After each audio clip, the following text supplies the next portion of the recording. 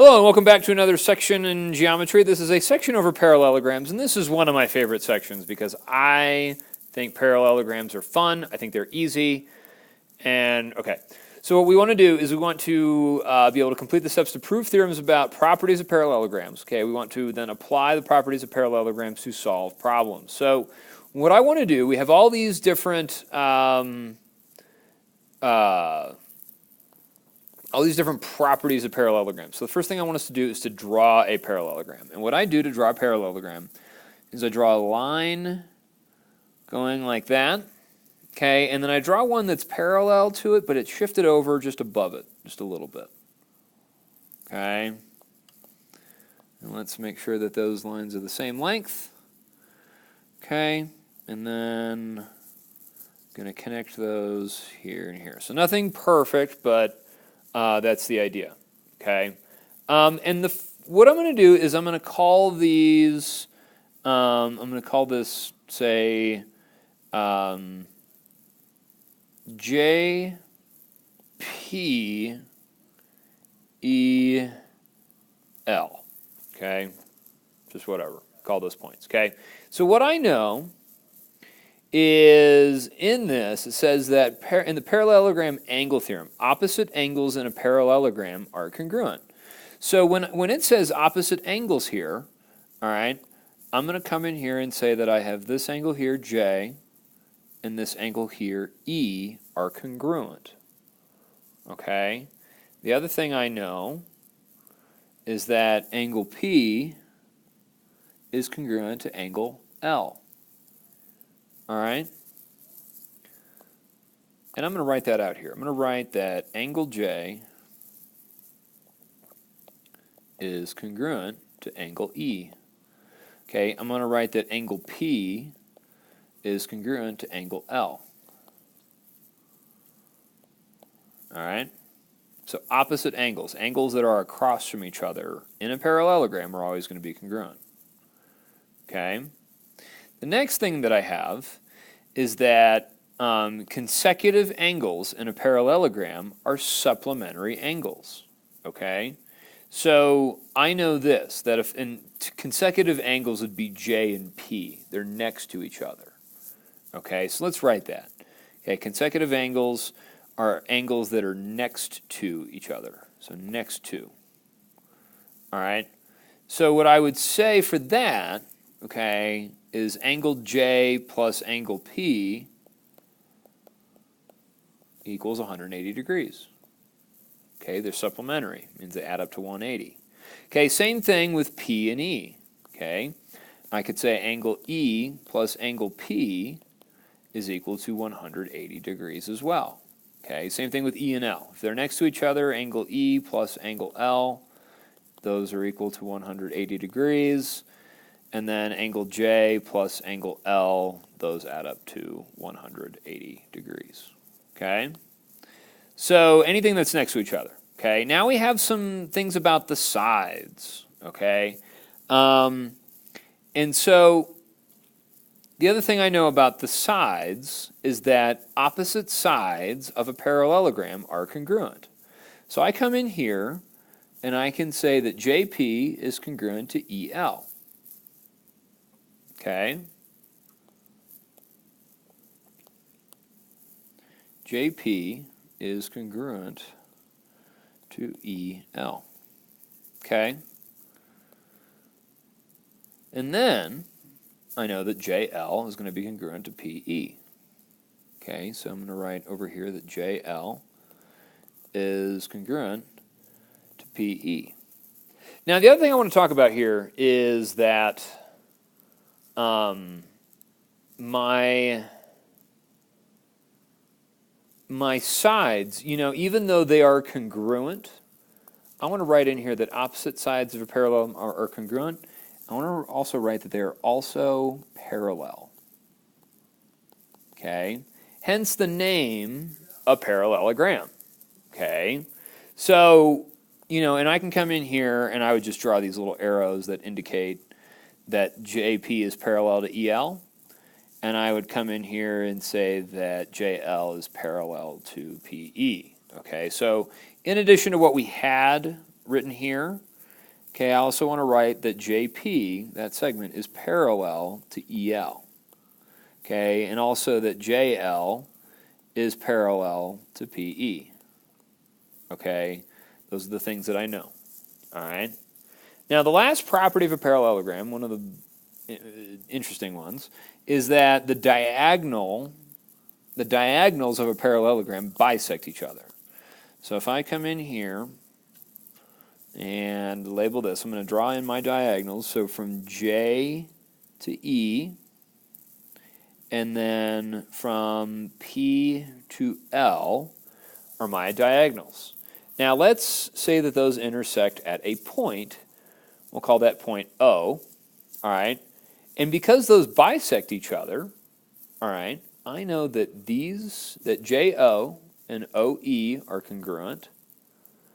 I know that PO is congruent to OL. All right, so let's write those up here. I'm going to write that JO, okay, is congruent to OE, okay, and I know that PO is congruent to OL. Okay, so when you say something is a parallelogram, look at all the different things that are happening. Quite a bit to remember. Remember these parts, okay? And my advice is to always draw a picture, okay? So let's kind of take a look at how we would apply this to this problem down here. So applying these properties of parallelograms. So it says, what are the measures of the angles of parallelogram ABCD? So here's the thing. Once I find one angle, I can find the rest. All right? Now what I know here, and because it's talking about the angle measures, I know this. Angle A is going to be congruent to angle C. Okay, and I'm just going to label it that way. I also know that angle B is congruent to angle D. Okay, now because angle A is congruent to angle C, and both of those have algebraic expressions attached to them, then what I can do is I can set those two parts equal to each other. Okay, so I would set 5p plus 7 is equal to 9p minus 13. Okay, and so then what I'm going to do is I'm going to combine my like terms and solve this for p. So I'm going to subtract 5p from both sides. And I get 7 is equal to 4p minus 13, okay? So if I add 13 to both sides, then I get that 20 is equal to 4p. Divide by 4, and we get that p is equal to 5, okay? Now, what I'm trying to do is I'm trying to find what angle A, B, C, and D are, but I had to find p first so I could figure out what angle A is or what angle C is. So let's just plug this into angle A. Okay, angle A is equal to 5 times p plus 7. Well, I'm going to plug in 5 for p. Okay, so I'm going to do 5 times p, but p is 5. Okay, and then plus 7. So angle A is equal to 25 plus 7.